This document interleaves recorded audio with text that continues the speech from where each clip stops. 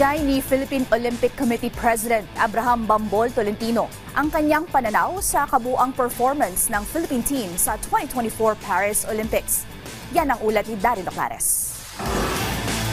Sa ikasandaang taon ng paglahok ng Pilipinas sa Olympics, nagpamalas ng husay ang ating mga pambansang atleta na nagresulta sa 2 ginto at 2 tansong medalya. Kaya naging mainit ang pagsalubong sa ating Philippine Centennial Team na binigyan ng isang Heroes Welcome at Heroes Parade kamakailan. Sa isang media forum ngayong araw, ipinahayag ni Philippine Olympic Committee President Abraham Bambol Tolentino ang kanyang kagalakan dahil sa naging matagumpay na kampanya ng bansa sa Paris Olympics.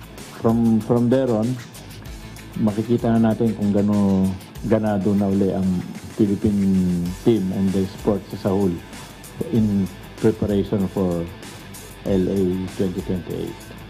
Binigyang diin din ni Tolentino kung ano ang kailangan ng ating mga atleta para magwang makipagsabayan sa Olimpiada. We need more international exposure.